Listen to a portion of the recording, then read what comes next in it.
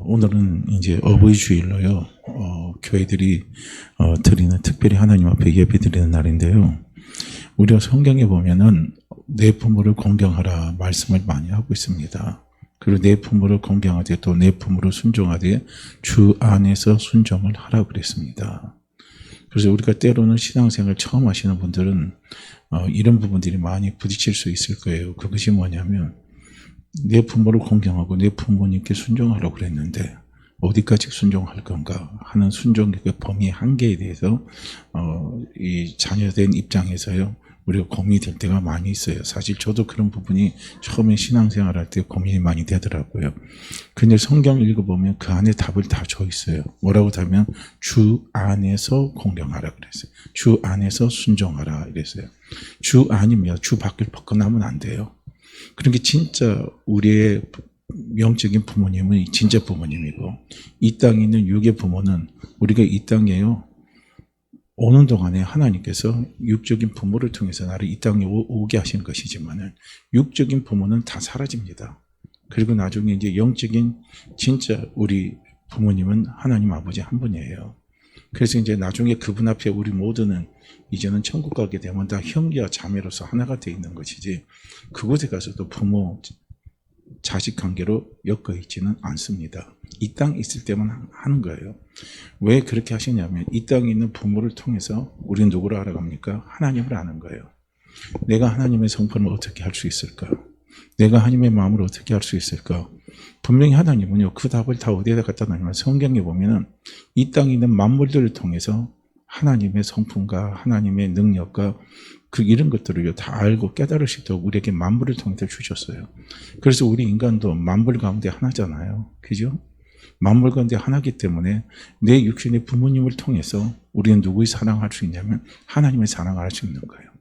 그러니까 우리가 신앙생활 하다 보면은요, 이런 부분들을 저도 가끔 많이 보게 됩니다. 어떤 부분을 보게 되냐면, 부모님에 대해서 아주 부정적인 인식을 갖고 있는 성도나 목회자들은요, 하나님을 바라볼 때도 그런 시야가 잘 안 바뀌더라고요. 하나님은 엄하신 분, 하나님은 무서운 분, 하나님은 잔인한 분, 하나님은 냉정하신 분, 이런 각도가 바뀌질 않아요. 참 저도 그거 놀랐습니다. 제가 여러 목사님을 만난 가운데 다는 그렇지 않지만 몇 분 가운데서는 그런 이미지가요 탈피되질 않더라고요. 그래서 성경을 항상 읽어봐도요 따뜻한 하나님의 사랑의 하나님이 느껴져야 되는데 벌 주시는 하나님, 엄한 하나님, 이것만 느껴진다는 거예요. 그것만 느껴지니까 성경은 어느 쪽으로 보냐면 계속 그런 쪽으로밖에 성경을 볼 수밖에 없는 겁니다. 성경을 풀어갈 때도 또 그렇게 풀어가요. 그런데 중요한 것은 무엇입니까? 이 부모님의 그 성품을 통해서요 우리가 하나님을 알아가는데, 그러니까 우리가 정상적이고 나를 사랑을 많이 해주시는 그 부모님의 사랑을 알고 그 사랑 속에서 자라가는 성도들은요 하나님을 그렇게 알아요. 또 하나님을 그렇게 만납니다. 하나님을 그렇게 또 깨달아가요. 뭐 제가 100% 다 그렇다고 않지만요 통계적으로 보면 다 그래요. 그렇기 때문에 우리가 이 땅에 하나님 우리를 보내실 때도요 바로 이 땅에 있는 부모님들을 통해서 하나님을 알게 하시고 하나님을 깨달을 수 있도록 인도해 주시는 겁니다. 그래서 나를 향한 하나님의 마음이 어떤 것인가를 우리가 기도하면서 나는 그 음성을 꼭 들어야 돼, 그러신 분들은요 기도하면서 음성을 들으시기를 바랍니다. 그렇지만 기도하면서 하나님의 영적인 음성이 내 속에서 느껴지지 않는다 할지라도 우리는 무엇을 통해서 볼 수 있냐면요 내 부모님을 통해서 그것을 볼 수가 있어요. 내 부모님을 통해서 내 부모님이 나를 이토록 사랑하시는구나, 내 부모님이 이토록 나를 잘 되기를 원하시는구나, 내 부모님이 나를 이토록 행복해지기를 원하시는구나 하는 것을 통해서요 우리는 무엇을 할 수 있냐면 하나님의 마음을 그대로 알 수 있는 거예요. 나를 향한 부모님의 마음은 사실은 변함이 없잖아요. 이 세상의 다른 모든 것들이 다 변한다 할지라도요 변하지 않는 건 천륜이라고 그러잖아요. 그 천륜은 곧 무엇을 이야기합니까? 피로 맺어진 것이고 피는 뭡니까? 생명으로 맺어진 거예요. 그렇기 때문에 천륜은 절대로 바뀔 수가 없어요. 그래서 피가 정보다 더 진한 게 피입니다. 피가 엄청나게 준한 거예요. 왜냐? 피는 생명이기 때문에 그렇다는 거예요. 그래서 우리는 바로 하나님을 알아갈 때 우리 부모님을 통해서 하나님을 알아가시라는 거예요. 우리가 이 땅에서 신앙생활할 때도 하나님을 잘 섬기면요, 하나님은 반드시요 우리에게 영적으로 육적으로 축복을 주십니다. 그와 마찬가지인 거예요. 우리 부모님을 잘 우리가 섬겨봐요. 부모님이 나에게 뭘 주십니까? 더 달라고 그러십니까? 그렇지 않잖아요. 부모님은 있는 것을 내주시는 거예요. 그것이 바로 부모님의 마음입니다. 잘 섬기면 그런 거예요. 잘못 섬긴다 할지라도 부모님은요, 자기의 것을 자식에게 아끼지 않습니다. 이걸 우리는요, 깨달아 알 수 있어야 된다는 거예요. 그래서 이 땅에는 효자는 뭐가 효자냐? 부모님의 마음을 잘 헤아리는 사람이 효자예요. 좋은 집에서 살게 해주는 거, 한 달에 용돈을 듬뿍듬뿍 주는 거, 몸이 아플 때마다 병원에 모시고 가서 몸 건강하게 지나게 해주는 거, 해외여행 보내주는 거, 군대 여행 보내주는 거, 생일 되면 꼬박꼬박 생일상 차려주는 거 다 좋습니다. 그러나 그렇다 할지라도요, 그 사람이, 그 자녀가 부모의 마음을 모른다면 그것은 바로 껍데기밖에 안 돼요. 알맹이는 아니에요. 그것을 받더라도 부모의 마음은 편치 않습니다. 진정한 효자는 뭡니까? 부모의 마음을 아는 거예요. 그래서 예수님이 효자인 겁니다. 저는 십자가의 사랑을 한번 생각해 보는 거예요. 십자가의 사랑은요, 두 개의 사랑입니다. 첫 번째, 그 사랑은 어떤 사랑이냐면 하나님이 우리에 대한 사랑이고요. 두 번째는 뭐냐면 예수 그리스도가 하나님께 대한 사랑이에요. 그건 뭡니까? 아버지이신 하나님께 대한 효입니다. 그 효가 바로 십자가예요. 하나님 우리를 너무나 사랑하셨기 때문에 예수님을 십자가에 못 박혀서 돌아가시게 하실 수밖에 없었고요. 또 예수님은 하나님의 그 사랑의 마음을 너무나 잘 알았기 때문에 예수님은 어떻게 합니까? 하나님의 마음에 순종해서 죽기까지 십자가에서 복종하시면서요, 그분이 십자가를 지신 겁니다. 그래서 주님의 그 십자가에는 두 가지 사랑이 다 들어있는 겁니다. 그래서 우리는 십자가를 생각할 때 어느 하나에 치우쳐도 안 돼요. 영적으로 우리는 하나님을 사랑해야 되는 것이고, 또 영적으로 우리는 하나님 앞에 하나님의 마음을 알았다면 그 마음을 쫓아서 순종하는 삶, 그게 바로 효입니다. 또 그와 마찬가지로 우리가 또 이 땅에 살 때요, 자녀에 대한 우리의 사랑을 또 나타내 보여줄 수 있어야 되는 것이고, 자녀는 부모의 마음을 알았다면 그 마음을 쫓아서 그 마음을 기쁘시게 하면서 살아가는 것이 또 자녀된 삶입니다. 십자가는 바로 이런 두 가지를 우리에게 이야기해 주는 거예요. 저는 오늘 본문 말씀을 통해서 보시게 되면은 이야기합니다. 하나님이 예수님을 이 땅에 보내신 목적에 대해서 이야기를 하고 있어요. 먼저 본문을 우리가 살펴서 보기 전에요, 우리는 말씀을 좀 몇 구절 저는 보려고 합니다. 요한일서 4장 16절 말씀에 보면 이렇게 이야기를 하고 있어요. 하나님이 우리를 사랑하시는 사랑을 우리가 알고 믿었노니. 그렇죠. 하나님이 사랑하시는 거 아시죠? 하나님이 사랑하시는 거 아시죠? 아십니까? 아는 것뿐만 아니라 믿으십니까? 나를 사랑하는 거 믿으십니까? 믿으시죠? 우리가 알고 믿었노니 하나님은 사랑이시라. 하나님은 사랑입니다. 사랑 안에 거하는 자는 하나님 안에 거합니다. 이건 다른 말로 한다면 하나님의 사랑을 알고 믿는 자는 누구 안에 거한다고요? 하나님 안에 거하고, 그 다음에 하나님도 그 안에 거하십니다. 우리 안에 함께 거하신다는 거예요. 자, 하나님은 사랑이셔요. 그 사랑을 하나님이 우리에게 알고 믿게 하셨는데, 어떻게 하나님이 알고 믿게 하셨냐면 예수 그리스도를 통해서 나타내 보여주심으로 우리가 그것을 알고 믿을 수 있도록 하나님께 길을 보여주신 거예요. 그래서 이제 오늘 이제 요한일서 4장 9절 말씀을 보시게 되면 하나님의 사랑이 우리에게 이렇게 나타난 바 되었으니 그랬어요. 우리에게 나타내 보여주셨어요. 나타내 보여주신 이 사랑이 있기 때문에 우리는 아는 거예요. 그 아는 것이 이제 체험이 되었기 때문에 어떻게 합니까? 우리는 믿고 확신하며 살아가는 겁니다. 자, 나타난 바 되었으니 하나님이 자기의 독생자를 세상에 보내심은 저로 말미암아 우리를 살리려 하심이라 그랬어요. 예수님을 하나님이 이 땅에 보내신 목적은 뭐냐면 우리를 살게 하는 거예요. 살게 하기 위해서. 죽이는 거 절대 아닙니다. 그렇기 때문에 단에서 선포하는 말씀이 죽이는 말씀이 돼서는 안 돼요. 매주 우리가 교회 나와서 하나님의 말씀을 어떤 분은 일주일에 한 번밖에 안 듣는 분이 있어요. 한 번밖에 안 듣는 그 말씀을 죽이는 말씀으로 우리는 듣고 가면 안 되는 거예요. 살리는 말씀으로 들어야 됩니다. 할렐루야. 먼저 뭡니까? 내 영혼을 살리고, 두 번째 내 마음을 살리고, 세 번째 내 범사를 살게 하는 거예요. 그래서 살게 하는 데는 뭡니까? 소망을 갖게 하는 거예요. 힘을 얻게 하는 겁니다. 이거예요. 그러니까 하나님은 예수 그리스도를 이 땅에 보내신 목적이 요한일서 4장 9절 말씀에 보면 나는 너를 살게 하기 위해서 내 아들을 너에게 보냈다는 거예요. 그러니까 우리가 하나님께 대한 효의 첫째가 뭔 줄 아십니까? 이 하나님의 마음을 알아야 된다는 거예요. 믿어야 된다는 거예요. 하나님은 예수 그리스도를 보내시면 나를 살게 하시기 위해서 하나님은 예수 그리스도를 보내셨습니다. 나를 살게 하기 위해서 하나님은 예수 그리스도를 보내셨습니다. 이거예요. 첫 번째 내 영을 살게 하고 내 마음을 살게 하고 그 다음에 내 모든 일들이 다 살아나게 하기 위해서요. 어떻게 합니까? 예수 그리스도를 이 땅에 보내신 거예요. 이걸 우리가 요한 3서 1장 2절 말씀에 보면 이걸 어떤 말로 사도 요한이 표현을 했냐면 이렇게 또 표현한 거예요. 내 영혼이 잘되고 내 범사가 잘되고 내가 강건하기를 원하노라. 이거예요. 이 표현이 이겁니다. 이것이 하나님 아버지의 마음이에요. 누구를 보내신 하나님 아버지의 마음입니까?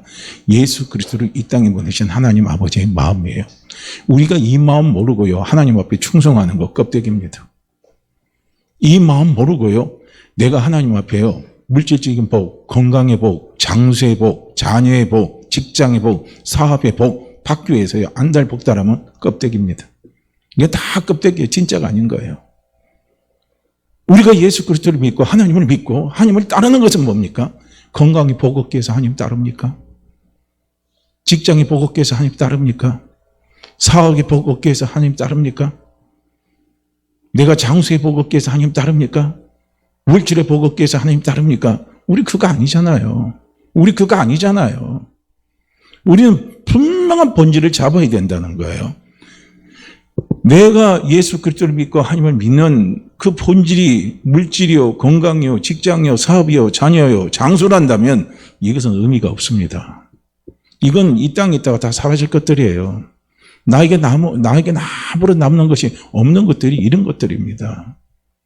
우리는요, 다시 생각해야 돼요. 신앙의 본질을. 이거는 하나님께 대한 효가 아닙니다. 왜냐하면 하나님 예수 그리스도를 보내시는 마음이 물질의 축복 주기 위해서 보냈다. 건강의 축복 주기 위해서 보냈다. 사업 잘 되게 위해서 보냈다. 내 가정 잘 되게 하기 위해서 보냈다. 이거 뭐 귀신 섬기는 거와 똑같은 거죠. 무당들 부르다 굿하는 거하고 다 똑같은 거예요. 뭐 별별 다를 게 뭐가 있습니까? 이런 신앙을 가리켜서 기복신앙이라고 그러는 겁니다. 기복신앙은 아니에요. 우리 신앙은요. 우리의 신앙은 뭡니까? 하나님의 마음을 아는 거야. 하나님의 마음은 나를 살리는 거예요. 첫 번째, 내 영혼을 살리고, 두 번째, 범사가 잘 되게 하고, 세 번째 뭡니까? 강건한 삶을 살게 하는 거예요. 그 첫 번째가 빠져버리면 의미가 없는 거예요. 내 영혼을 살리는 겁니다. 할렐루야. 영혼을 살리는 거예요. 자, 살리기 위해서 보내세요. 그래서 예수님이 오신 목적을 오늘 본문에서 이야기하는 거예요. 뭐라고 이야기하냐면 도적이 오는 것은 도적질하고 죽이고 멸망시키는 것뿐이요. 그랬어요. 여기서 도적은 뭡니까? 사단이에요. 사단이 하나님을 대적해서 이 땅에 쫓겨났잖아요. 쫓겨나서 사단이 이 땅에 온 것은 우리의 영혼을 도둑질하고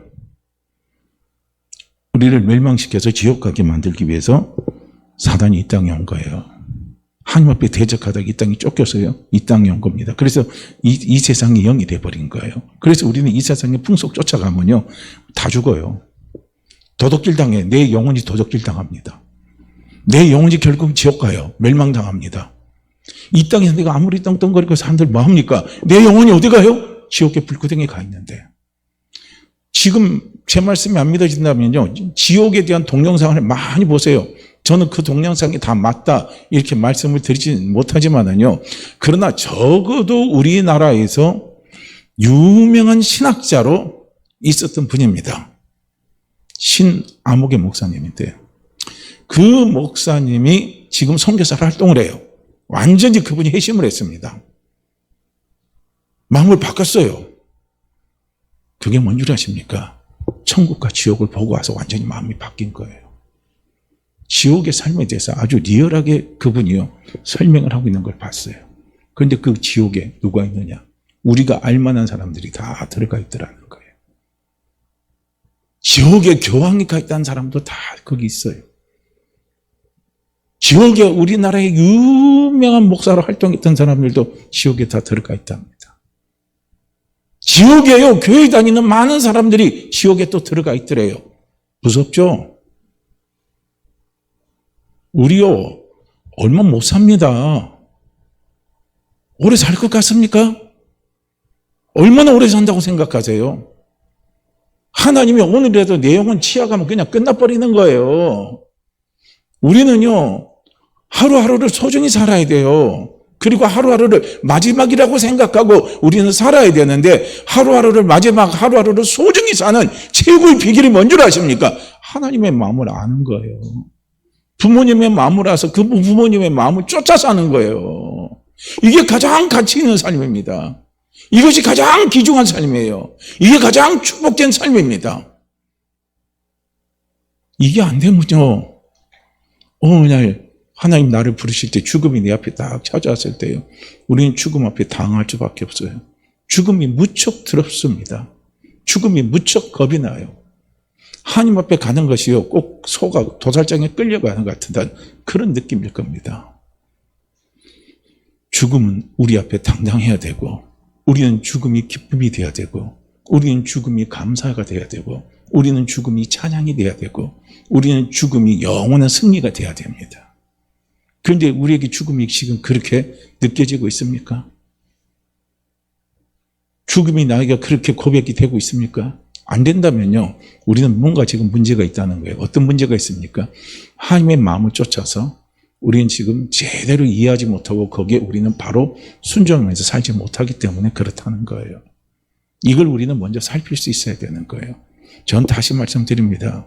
교회 내가 열심히 다니는 거예요. 물질 축복받기 위해서 기도하지 마세요. 자꾸 거기에만 초점 두지 마세요. 내 건강 회복하기 위해서 자꾸 거기에만 초점 두고요, 기도하지 마세요. 자꾸 내 자녀 잘 되고 내 사업 번창하고 내 직장에서 승진하고 하는 거, 이런 거예요. 두고 자꾸 기도하지 마세요. 제가 또 기도하지 말한다고 해서 우리 목사님 또 이상한 사람이네, 또 그렇게 또 오해는 하지 마세요. 왜냐면요, 우리는 자꾸 우리 기도의 초점이, 기도의 제목 거기에만 가 있으면요, 우리 생각이 맨날 거기에만 꼴뚜리 사로잡혀 있는 거예요. 이건 뭡니까? 세상의 영이 주는 거하고 똑같습니다. 사탄이 주는 거하고 똑같은 거예요. 사탄은 우리에게 뭘 자꾸 심어줍니까? 기복을 시켜주는 거예요. 그래서 사탄이 예수님을 유혹할 때 어떻게 유혹합니까? 산 꼭대기 올라가서 어떻게 합니까? 세상에 있는 모든 걸 다 보여주고, 네가 나한테 무릎을 꿇으면 그 모든 영광을 너한테 다 주겠다는 거예요. 그 권세를 너한테 다 주겠다는 거예요. 그러면서 예수님을 시험하는 거예요.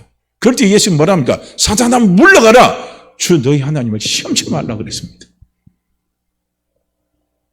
지금 우리가 하나님 앞에 구하고, 우리가 하나님 앞에 간구하고, 우리가 하나님 앞에 기도하는 모든 것들이요, 가만히 한번 살펴보세요. 우리의 기도 제목이 전부 다 거기 돼 있어요. 믿는 사람이나 안 믿는 사람이나 기도 제목이요, 그것만 보면은요, 통계적이에요. 다 거기에 초점이 가 있습니다. 종근일 때요, 해 뜬 날 1월 1일날 해 뜰 때 해돋이 이렇게 맞으러 갈 때 종전님 가면 거기 가면 뭐 빌잖아요. 이렇게 소원 빌잖아요. 물어보면 어떤 소원 빌어요? 새해에는 우리 가정이 좀 건강하게, 새해에는 우리 남편 사업이 좀 잘 되게, 새해에는 우리 아들이 직장에서 좀 더 승진하고 잘 되게, 새해에는 우리가 조금 더 좋은 집으로 가서 이사해서 살고, 새해에는 우리 가족이 전부 다 이제는 애군이 다 떠나고 건강하게 살게 해달라고 그렇게 합니다. 그런데 우리 성도들의 기도 제목 속에요, 저는 아직 그런 기도 크게 못 받아봤어요. 내 영혼이 잘 되기 위해서 기도해 주십시오, 목사님. 내 영혼이 잘 되기 위해서 기도해 주십시오. 내가 부활 소망 바라보고 살아가는 그런 믿음의 삶을 살기 위해서 기도해 주십시오. 저는요, 그런 기도 제목은 아직 한 번도 못 받아봤어요. 진짜 중요한 게 뭐겠습니까? 하나님이 우리를 살리게 한다는 것은요, 살리기 위해서 예수님이 이 땅에 보내신 거예요. 살린다는 것은 무엇입니까? 지옥에서 천국으로 가게 만들어주는 거예요. 살린다는 것은 무엇입니까? 죄의 종에서 의의 종으로, 마귀의 자녀에서 하나님의 자녀로 바꿔주시는 거예요. 이게 살리는 거예요. 하나님의 마음은 바로 여기에 있는 거예요. 이 땅에서의 축복만 바라보고 그것이 전부인 줄 알고 살아가는 사람에게 하늘의 축복을 바라보고 부활의 축복을 바라보고 부활의 영광을 바라보고 부활의 영광을 소망하며 준비하며 살게 하는 것, 그것이 뭔 줄 아십니까? 그게 바로 살리는 겁니다. 우리가 믿는 믿음에서요, 십자가의 죽음만 있다면 우리의 믿음은 실패한 믿음입니다. 우리의 믿음이 승리하는 믿음, 최종적인 소망의 믿음이 되는 것은 무엇입니까? 부활이 있기 때문에 그런 거예요. 부활이 없다면 우리는 살지를 못해요. 예수님의 부활이 있기 때문에 우리는 사는 겁니다. 부활 생명은요, 살려주는 생명이에요. 부활 생명은 영원한 생명입니다. 부활 생명은요, 상급의 생명이에요. 이걸 우리는요, 볼 수 있어야 된다는 거예요. 예수님이 이 땅에 오신 것은 살리기 위해서 이 땅에 오신 겁니다. 어떻게 살립니까? 오늘 본문 말씀에 제가 읽다가 나갔지만 도적이 온 것은 도둑질하고 죽이고 멸망시키는 것뿐이요 내가 온 것은 양으로 생명을 얻게 하고 더 풍성히 얻게 하려는 것이라 그랬습니다. 내가 온 것은, 내가 이 땅에 온 것은, 내가 이 땅에서 십자가를 지고 내가 부활한 것은 무엇인 줄 아십니까? 양입니다. 예수 그리스도 믿는 우리에게 뭘 주신다고요? 생명을 주기 위해서. 이 생명이 어떤 생명입니까? 하나님의 생명입니다. 이 생명이 어떤 생명입니까? 부활의 생명이에요. 이 생명이 어떤 생명입니까? 영원히 사는 생명이에요. 이 생명이 어떤 생명입니까? 천국에서 영원히 누리는 생명입니다. 그래서 영생이라고 그러는 거예요. 이 생명을 얻게 하기 위해서, 주게 하기 위해서, 그리고 더 풍성히 얻게 하려는 것이라 하죠. 여기서 더 풍성히 얻게 한다는 것은 뭡니까? 만족하는 삶을 살게 하기 위해서요. 진정으로 만족하는 삶을 살게 하기 위해서요. 예수님이 이 땅에 오셨다는 거예요. 자, 한번 생각해 보세요.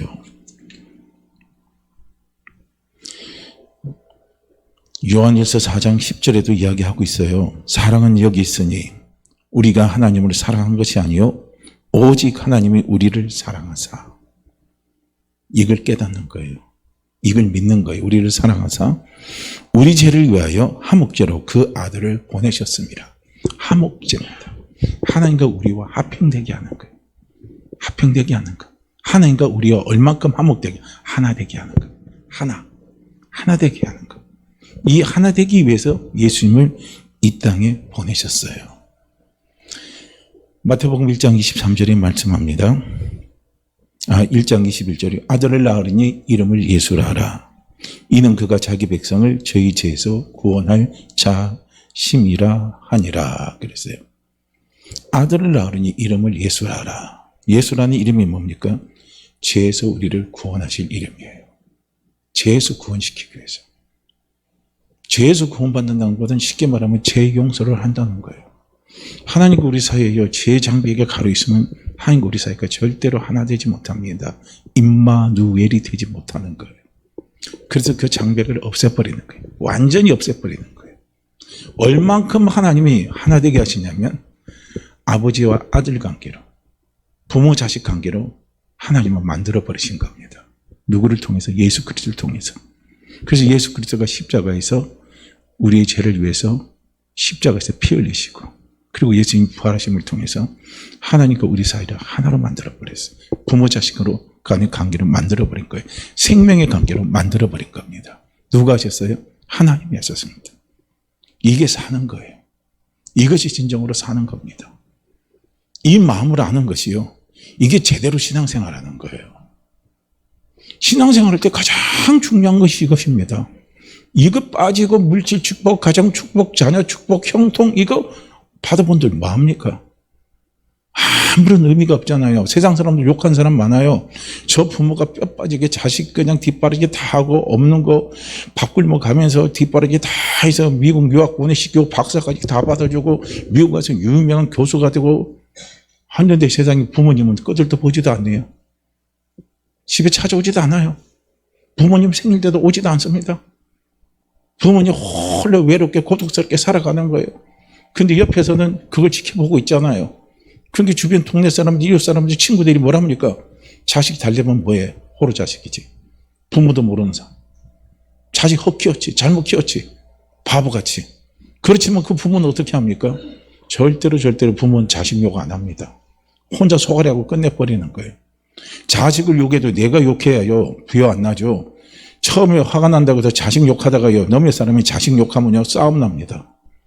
큰 싸움 나요. 저는 주일학교 교사들이 싸움 나갔고요. 그거 봤어요.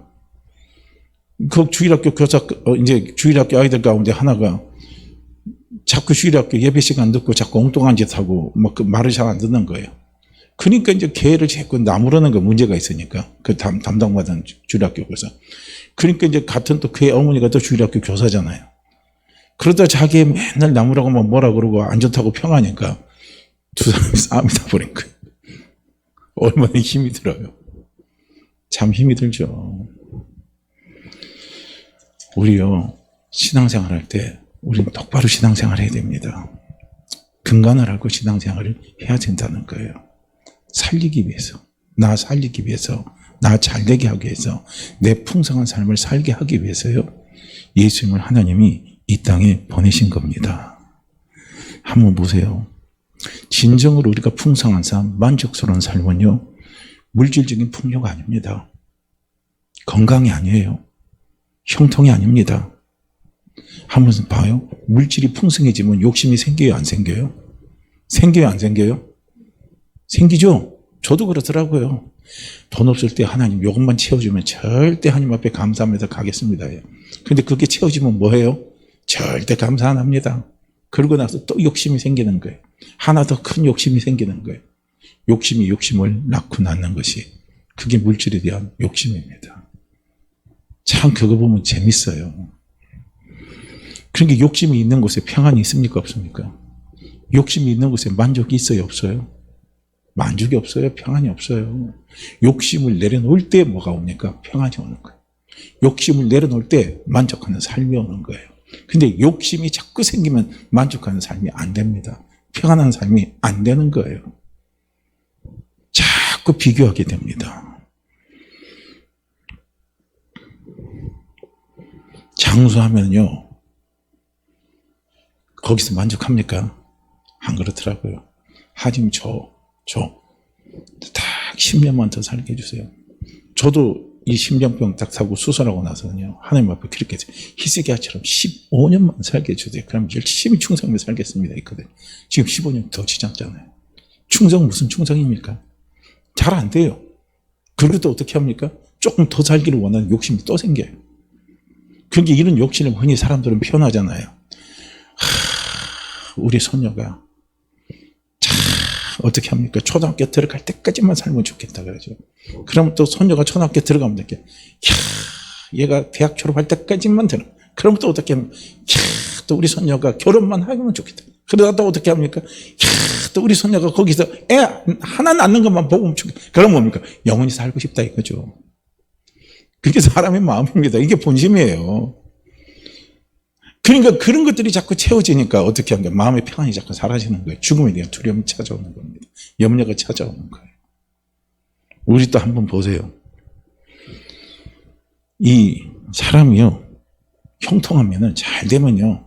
겸손할 것 같죠. 겸손이 진짜 평안합니다. 사람이 겸손하면 평안해요. 낮아지면 평안합니다. 근데 높아지려고 하면 평안이 안 찾아와요. 높아지려고 하는 마음, 그 마음이 어떤 마음입니까? 그 마음이요, 교만한 마음이에요. 형통하면요, 겸손해질 것 같죠? 안 그렇더라고요.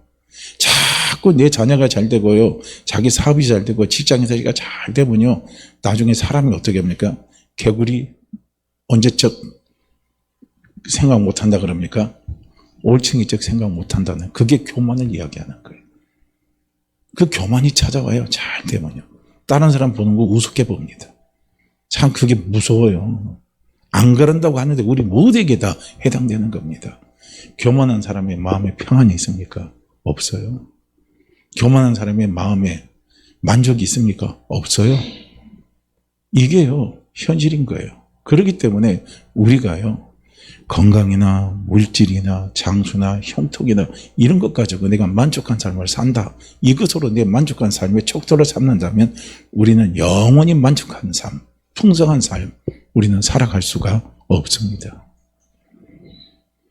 한번 보세요. 몇 년 전만 해도요. 10억은 엄청난 부자잖아요. 10억 하면 놀라잖아요. 근데 요새 10억 하면 뭐예요? 응? 이러고 끝나요. 10억은 돈으로도 안 칩니다. 제가 엊그제 인터넷을 보니까요. 강남에 무슨 동인지 모르겠어요. 거기 80평 아파트가 89억 한답니다. 그것도 가격이 또 뛰었대요. 지금 가격이 떨어지고 있는데 가격이 뛰었대요. 89억이래요. 야, 그러니까 한 평당 1억이 더 가잖아요. 어마어마한 가격이죠. 아파트 한 채 89억이라. 야, 생각해봐요. 미쳐도 보통 미친 게 아니죠. 그러니까 이제는 10억은요. 옛날에 10억이면 부자 소리 들었지만요.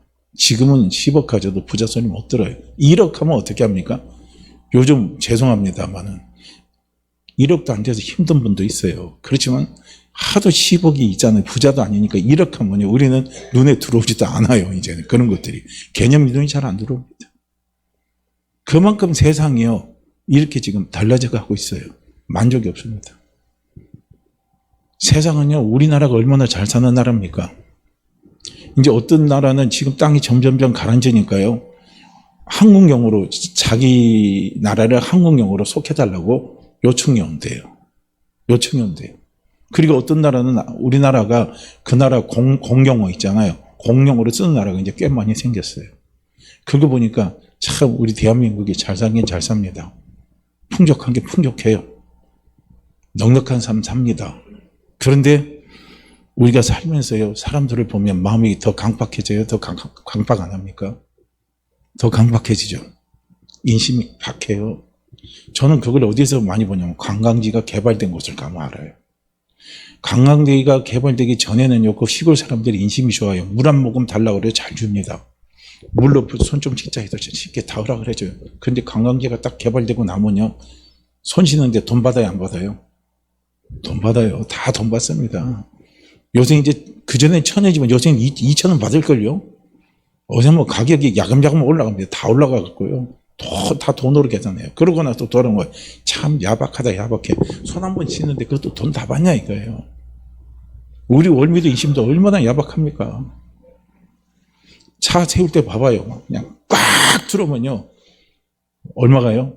없을 때는 2,000원부터 시작해서 차가 꽉 들어오면 얼마까지 가냐? 1,200원, 12,000원까지 올라가잖아. 엄청납니다. 월미도 뭐 이게 개발되기 전에는 안 그랬으리라 저는 생각 드는데요. 세상이 그렇게 자꾸 박혀져 가요. 자꾸 돈으로만 가는 겁니다. 사람의 평가를 그렇게 평가를 해요. 거기에 만족한 삶이 있느냐 이거예요. 거기에 풍성한 삶이 있습니까? 풍성한 삶이 없습니다. 감사도 없고 기쁨도 없고 마음의 행복도 없고 마음의 여유도 없고 아무것도 없습니다. 우리가 추구하는 것에서는요. 그렇기 때문에 우리가 풍성한 삶이라는 것은 해부에 있는 게 아니라 해부는 가지는 거예요. 소유예요. 소유에 있는 것이 아니라 풍성한 삶은 비에 있습니다. 비는 뭐냐면 존재를 이야기하는 거예요. 존재. 내가 어떤 존재냐 이거예요. 존재. 존재에서 뭐가 나옵니까? 소유가 나오는 거예요. 소유에서 존재가 나오는 건 아니거든요. 소유나 존재나 자꾸 싸워봐야 결국은 뭡니까? 존재가 있어야 소유가 생기는 거거든요. 무에서 유가 어떻게 나옵니까? 하나님이 계시니까요. 유가 나오는 거예요. 하나님이 없다면 나오질 않는 거예요. 그래서 풍성한 삶이라는 것은 소유가 아니라 존재입니다. 물질이 아니라 정신이고요. 정신보다 더 중요한 것은 영입니다. 내 영이 건강해야 돼요. 내 영이 살아야 됩니다. 이것이 풍성한 삶이고 이것이 진정으로요 만족한 성도의 삶입니다. 그래서 우리가 이러한 풍성한 삶을 살기 위해서 반드시요 필요한 것이 뭐냐면 제 문제는 해결하고 넘어가야 돼요. 제 문제는 반드시 해결하고 넘어가야 됩니다. 제가 늘 힘줘서 강조하는 것이요. 이걸 강조를 하는 거예요. 예수 그리스도를 믿은 우리는 죄하고는 상관이 없는 사람입니다. 정죄함이 없다고 그랬잖아요. 죄에서 해방됐다고 그랬잖아요. 예수 그리스도를 믿는 우리에게 하나님은 영원히 누구 편입니까? 내 편이라고 말씀을 드리잖아요. 이 확신이 있어야 된다는 거예요. 나는 어떤 존재입니까? 하나님 아버지가 내 아버지고, 나는 죄 용서받은 사람이고, 하나님이 내 편이니까, 하나님이 내 편입니다. 하나님 아버지가 내 편입니다. 나는 그런 존재입니다, 이거예요. 우리가 누가 내 편 들어주냐가 참 중요한 거 아닙니까? 요즘 선거 됐잖아요. 경기도지사 선거할 때 누가 이야기하대요? 김아무개 씨는 누구심 의지하고 간다고요? 김아무개 씨 나오잖아요, 여자. 누구심 가요? 윤심. 윤심이, 그 윤심이 이 윤심이 아닙니다. 저 윤심이에요. 저희하고는 같은 종씨지만은요, 이 윤심이 아니고 저 윤심이에요. 저 윤심을 나타내는 거라고 그러는 거예요. 지금 시끄럽게 청문회 전국을 벌겋게 지금 달걸으면서 달걸으면 가장 하이라이터 누굽니까? 한아무개 씨 아닙니까? 한아무개 씨 절정이 누굽니까? 거기도 윤심이에요. 윤심이 가장 잘 표현되어 있다는 거예요. 그래서 우리는 하나님 아버지의 마음에 그 심령을 분명히 알아야 됩니다. 하나님이 내 편이에요. 내 편입니다. 그 김아무개 씨 그 경기지사로 나가면서 떳떳하게 계속 강조하는 게 뭡니까? 대통령이 내 편이거든요. 대통령하고 내가 같은 코드라는 거예요. 한아무개 씨도 마찬가지 아니겠어요? 대통령이 나를 밀어준다는 거예요. 그래서 그 사람을 가르쳐 소통령이라고 그래요. 소통령. 앞으로 차기 대통령을 만들 사람이라 돼요. 뭐 그럴지 안 그럴지는 또 두고 봐야 알겠지만은요. 아무튼 그래요. 내 편. 누가 내 편이냐가 중요한 거죠. 그게 존재의 가치입니다. 내 존재의 가치는요, 하나님 아버지가 내 편이에요. 할렐루야. 물질이 내 편이 아니에요. 건강이 내 편이 아니에요. 형통이 내 편이 아닙니다. 하나님 아버지가 누구예요? 내 편입니다. 하나님 아버지가 누구 편이라고요? 내 편입니다. 이거 하나만 믿고 가면요, 우리의 삶은 만족한 거예요. 이거 하나만 믿어지면요, 우리의 삶은 풍성한 삶을 사는 거예요. 이것을 믿는 것이 곧 무엇입니까? 하나님의 마음을 아는 거예요. 이것을 믿고 살아가는 것이요, 사는 삶입니다. 살아나는 삶이에요. 근데 이것이 믿어지지 않으면 살아나는 삶이 되질 않는 겁니다. 그래서 이런 풍성한 삶을 살기 위해서 꼭 필요한 것이 뭐냐면 반드시 해결해야 할 문제가 제 문제입니다. 죄에 대한 분명한 해결이 없이는요, 우리는 풍성한 삶을 살 수가 없어요. 만족한 삶을 살 수가 없습니다. 죄책감이 있는 곳에는요, 자유하지 못합니다. 진정한 자유, 진정한 행복, 죄책감이 있는 곳에는요, 있을 수가 없습니다. 죄책감은 참 무서운 결과를 우리에게 가져옵니다. 그 무서운 결과가 뭔 줄 아십니까? 죽음을 극복하지 못하게 하는 거예요. 죽음을 이기지 못하는 거예요. 이 죄책감은요. 이게 가장 무서운 결과를 가져오게 하는 거예요. 진정으로 풍성한 삶은요, 죽음을 극복하는 거예요. 죽음을 이기는 거예요. 죽음에서 자유하는 거예요. 죽음을 이기고 죽음에서 자유하는 삶은 뭡니까? 죽음 이후를 바라보면서 준비하는 삶. 그 삶이 죽음을 이기는 삶입니다. 죽음을 다스리는 삶이라는 겁니다. 주님은 분명히 말씀합니다. 나는 부자라고 행복해하는 그 부자를 가리켜서 주님은 뭐라고 하는 줄 아십니까? 어리석은 부자야 그럽니다. 야, 이 어리석은 부자 이렇게 말해요. 누가복음 12장 16절에서 21절에서 그렇게 나와 있습니다. 비유로 말씀해요. 또 비유로 그들에게 말하여 이르시되 한 부자가 그 밭에 소출이 풍성함에 심중에 생각하여 이르되 내가 곡식을 쌓아둘 곳이 없으니 어찌할까 하고 또 이르되 내가 이렇게 하리라. 내 곡간을 헐고 더 크게 짓고 내 모든 곡식과 물건을 거기 쌓아두리라. 또 내가 내 영혼에게 이르되 내 영혼아 열에 쓸 물건을 많이 쌓아두었으니 평안히 쉬고 먹고 마시고 즐거워하자 하리라. 부자가 이렇게 고백했어요. 그러니까 하나님은 뭐라고 말씀하셨느냐? 하나님이 이르시되 어리석은 자여 이란 말입니다. 어리석은 자여 이거예요. 하나님의 나라는요, 먹고 마시는 데 있는 게 아니에요. 하나님의 나라는 이 땅에서 먹고 마시는 것이 있다고 생각하는 사람은 하나님 보실 때는 안타깝게 어리석은 성도야, 내 어리석은 자녀야, 내 어리석은 자녀야 하고 하나님은 탄식을 하십니다. 봐야 돼요. 어리석은 자여, 오늘 밤에 내 영혼을 도로 찾으리니에요. 오늘 밤에 죽음이 나에게 찾아온다. 그러면 내가 준비한 모든 것이 누구의 것이 되겠느냐 이거예요. 그거 진짜 네 거 아니지 않냐 이거예요. 그래서 보물을 하나님 어디에 쌓아두라요? 하늘에 쌓아두라 그랬습니다. 할렐루야. 하늘에 쌓아두라는 거예요. 하늘에 쌓아두는, 보물을 하늘에 쌓아두는 사람의 삶이 풍성한 삶입니다. 그것이 만족한 삶이에요. 그게 진정한 삶인 거예요. 이것이 하나님 아버지의 마음입니다. 내 보물이 있는 곳에 내 마음이 있다 이거예요. 자기를 위하여 재물을 쌓아두고 하나님께 대하여 부유하지 못한 자가 이와 같으리라 그랬습니다. 이 땅이 전문적으로 자기를 위해서 재물만 쌓는 사람의 결과는 이 어리석은 부자처럼 비참하다는 거예요. 하나님 없이 부자가 되면 뭐 하겠습니까? 하나님 없이 건강해서 오래 살아갔다가 죽은 돌 뭐 하겠습니까? 하나님 없이 자기 사업이 형통하고 하나님 없이요 자기가 직장에서 승승장구한들 뭐 하겠습니까? 죽으면 어디로 가요? 지옥 가는데요. 지옥에 가는데요. 그게 무슨 풍성한 삶입니까? 그게 무슨 만족한 삶입니까? 풍성한 삶도 아니요 만족한 삶도 아닙니다.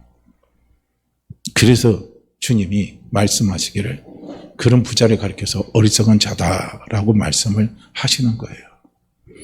또한 요한계시록 3장 17절 말씀에서 이야기를 하고 있어요. 뭐라고 말씀하냐면 나는 부자라 부요하여 부족한 것이 없다고 하는 교회가 있습니다. 그 교회가 어느 교회입니까? 라오디게아 교회입니다. 이 라오디게아 교회를 향해서 주님은 무슨 말씀을 하시는가를 잘 들어봐야 돼요. 내가 말하기를 나는 부자라 부유하여 부족한 것이 없다 하나 나는 부자입니다. 우리 교회는 부자교회입니다. 우리 교회는 부족한 것이 하나도 없습니다. 그렇게 말해요. 아마 그런 교회 있을 겁니다. 그런 교회 다니는 성도가 그렇게 고백하는 성도가 틀림없이 이 땅에 라오디게아 교회처럼 이런 교회가 있을 겁니다. 있어요. 우리 교회는 부족한 게 많아요. 믿음도 부족하고요. 물질도 부족하고요. 사람도 부족하고요. 헌신도 부족하고요. 열정도 부족하고 우리는 부족한 게 많은 사람입니다. 그래서 우리는 부족하기 때문에요. 우리는 기도해야 됩니다. 할렐루야. 하나님이 채워달라고 기도하는 거예요. 내 부족한 걸 아는 것이요. 이게 영적으로 눈을 뜨는 거예요. 벌거벗은 임금님 이야기 아시죠? 이소부하여. 한번 보세요. 자기 자신을 모르잖아요. 임금이라 자기 자신을 모르잖아요. 홀딱 벗고 있는 것도 모르잖아요. 사람들이 자기를 어떻게 보는지 모르잖아요. 우리는 신앙생활하면서 하나님 아버지가 나를 어떻게 보시는가를 봐야 되는데 그걸 볼 줄 모르면요. 우리는 어리석은 자입니다. 이 라오디게아 교회를 향해서 주님은 말씀하는 거예요. 내 공부한 것과 가련한 것과 눈먼 것과 벌거벗은 것을 알지 못하는도다 그랬습니다. 참 너 공고하다 이거야. 이게 뭡니까? 내 영적으로 너무나 영적으로 지금 네가 형편없다는 소리 한마디로 말하면 너무 공고하다, 불쌍하다 이거예요. 가련하다, 딱하다 이거예요. 눈이 멀었다 이거예요. 벌거벗었다 이겁니다.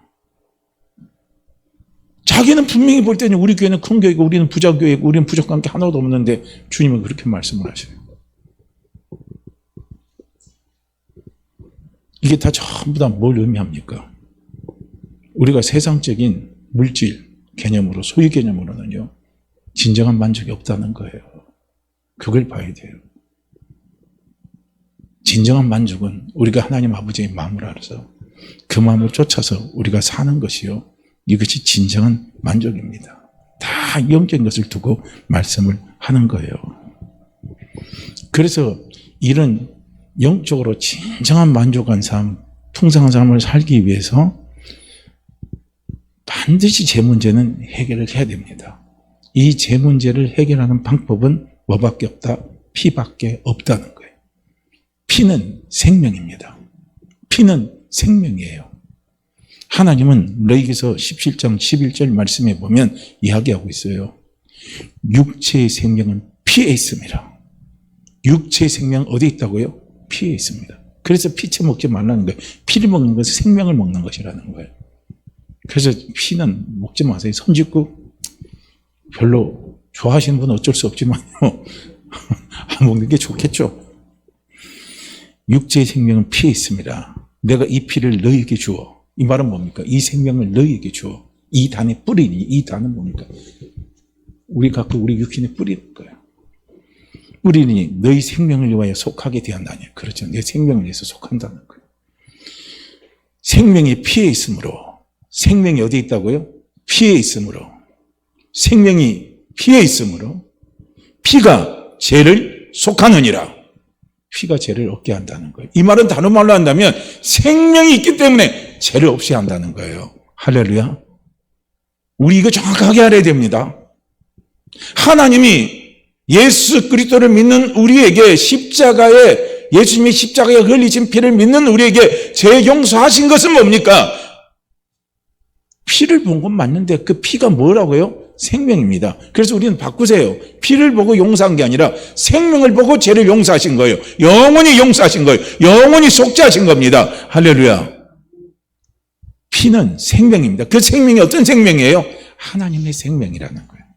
하나님의 생명. 그래서 예수 그리스도를 믿었을 때 우리 안에 누가 들어와요? 하나님의 생명이 들어오는 거예요. 하나님의 생명이 들어오는 거예요. 그래서 내가 누가 됐다고요? 하나님의 자녀가 됐다는 거예요. 하나님의 사랑의 절정이 뭡니까? 건강이 하나님의 사랑의 절정입니까?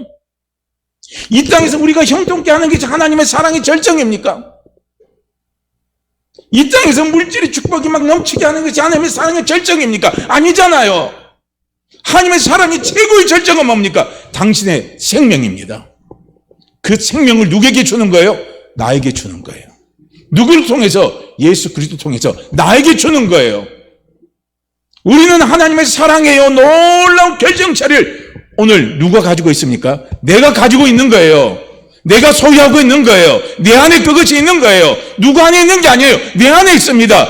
누구를 믿느냐? 예수 그리스도를 믿는 내 안에 하나님의 사랑의 절정이 내 안에 들어있다는 거예요.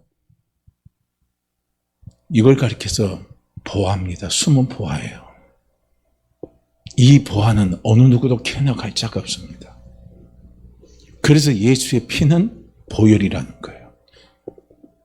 제 용서에서 보혈이 아니라 예수님의 피는 하나님의 생명이 있기 때문에 보혈이에요. 보배로운 피입니다. 보배로운 피. 예수님의 피가 보배로운 피이기 때문에 예수 그리스도를 믿는 나는 하나님의 뭐라고요? 보배라는 거예요. 나는 하나님의 보배입니다. 그래서 하나님은요, 누구의 편이 될 수밖에 없습니까? 내 편이 될 수밖에 없는데요. 내 편이 될 수밖에 없어요. 내가 애지중지하고 내가 애지중지하는 내 사랑하는 자녀는요, 나는 그 자녀의 편이 될 수밖에 없어요. 내 가장 중요한 사랑의 결정체는요, 내 마음을 끌어갑니다. 내 마음을 뺏어가요. 그래서 하나님의 사랑은 나를 떠나지 않습니다. 그래서 하나님의 마음은 나를 떠나지 않아요. 그래서 하나님은 나를 떠나지도 아니하시고 나를 버리지도 아니하시고 영원히 나와 함께 하시면서요, 그분이 나를 도와주신다는 거예요. 이걸 우리는요, 믿는 거예요. 이게 그리스도 예수 안에서 우리가 살아나는 거예요. 하나님이 예수 그리스도를 보내신 목적이 바로 이렇게 살리는 겁니다. 할렐루야. 하나님의 사랑의 절정체로, 하나님의 사랑의 가장 귀한 보배로서 하나님이 나를 살리는 것, 그 살리는 것이 하나님의 마음이에요. 이 마음을 믿고 쫓아 사는 것이요, 하나님께 대해서 우리가 효하는 겁니다. 하나님 앞에 11조 많이 하는 거, 이거 빠진 11조는 의미가 없어요. 11조 많이 하면 하나님이 물질 축복 주신다. 그래서 물질 축복 받는 분이 있더라고요. 근데 아마 그분의 바탕에도 이런 하나님의 마음을 믿고 저는 했으리라 믿습니다. 이것이 빠진 11조는 의미가 없어요. 이것이 빠진 감사는 의미가 없어요. 이것이 빠진 헌신은 의미가 없어요. 이런 하나님의 사랑의 절정의 마음을 내가 알기 때문에, 내가 그걸 믿기 때문에 그것이 감사해서, 그것이 기뻐서 하나님 앞에 11조임을 드리는 것이고, 그것이 너무 좋아서 하나님 앞에 감사함을 드리는 것이고, 그것이 너무너무 좋아서 하나님 앞에 충성하는 것이고, 하나님의 이름만 부르면 기쁨이 넘치고 아버지의 이름만 예수 그리스도만 생각하면요, 우리는 평안이, 만족이 우리에게 찾아오는 거예요. 이걸 알게 하시는 분이 누군 줄 아십니까? 이분이 성령님이십니다. 이분이 성령님이셔요. 그래서 예수님이 승천하신 거예요. 부활하시고 그분이 승천하셔서 성령을 이 땅에 보내신 거예요. 그래서 성령은 우리에게요, 고린도전서 2장 12절 말씀에 보면 성령은 우리로 하여금 하나님께서 우리에게 은혜로 주신 것들을 알게 하시는 겁니다. 은혜를 알게 하시는 분이 누굽니까? 그분이 성령님이셔요. 그래서 내가 아버지께 올라가는 것이 너에게 복이 있다는 거예요. 우리에게 복이 있다는 겁니다. 성령님은 우리에게 임마누엘로 함께 하시면서요, 이런 하나님의 은혜를 알게 하시고 깨닫게 하시면서 믿게 하시면서 확신케 하시면서요, 우리로 하여금 풍성한 삶을, 만족하는 삶을 살아갈 수 있도록 도와주시는 분이 바로 성령님이십니다. 그래서 우리 사랑하는 성도님들, 진정으로 풍성한 삶은요, 로마서 14장 17절에서 사도 바울이 이야기하죠. 하나님의 나라는 먹고 마시는 것이 아니요 오직 성령 안에서 의와 평안과 희락이니라 그랬습니다. 의와 평안과 희락이라는 거, 이 의라는 것은 무엇이냐면 하나님의 자녀된 자의 기쁨이에요. 확신입니다. 이게 의입니다. 그 다음 평강, 그리스도 예수가 주시는 평안, 희락, 기쁨이에요. 성령이 주시는 기쁨입니다. 이 기쁨을 누리는 것이 하나님의 나라다 이야기하는 거예요. 이것이 풍성한 삶의 실체입니다. 이게 풍성한 삶의 진정한 모습입니다. 이걸 보셔야 돼요. 그래서 우리 성도님들, 이러한 풍성한 삶을 우리가 살 때 그 결과물로 따라주시는, 결과물로 따라오는 열매가 어떤 열매냐면 그게 바로 요한 3서 1장 2절이에요. 내 영혼이 잘되고 내 범사가 잘되고 건강한 삶을 사는 것, 이것이 저절로 따라오는 것. 이건 열매입니다. 열매를 앞세우지 마시길 바라요. 열매를 자꾸 앞세우면 안 돼요. 우린 씨를 봐야 돼요. 그 씨가 풍성한 삶이고, 풍성한 삶은 뭡니까? 성령 안에서 의와 평안과 희락입니다. 성령이 주시는 은혜를 자꾸 깨닫고 그 은혜 안에서 기쁨으로, 감사함으로, 찬양으로 살아가는 것이, 이게 풍성한 삶이고, 이것이 예수 그리스도를 보내신 하나님의 진정한 마음입니다. 이 마음을 쫓아서 사는 것이요, 하나님 앞에 효하는 거예요. 우리에게 이런 풍성한 삶을 살게 하시기 위해서 하나님이 예수 그리스도를 보내주신 것이 우리를 향한 하나님의 사랑입니다. 그래서 이 사랑을 우리가 분명히 깨닫고 매 순간순간마다요, 우리 주님이 기뻐하시는 것이 무엇인가 하는 것이요, 내 삶의 기준점을 두고 이렇게 살아갈 수 있는 은혜와 믿음이 충만하시기를 주의 이름으로 축복합니다. 자, 우리 이 시간 함께 같이 기도합니다. 우리 같이 기도하실 때요, 기도합니다.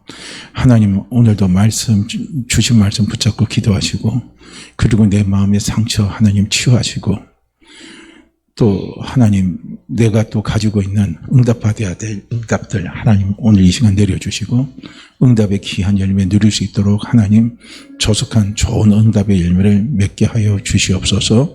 우리 이 시간 함께 같이 기도합니다. 같이 기도하죠. 오 할렐루야. 하나님 아버지 감사합니다.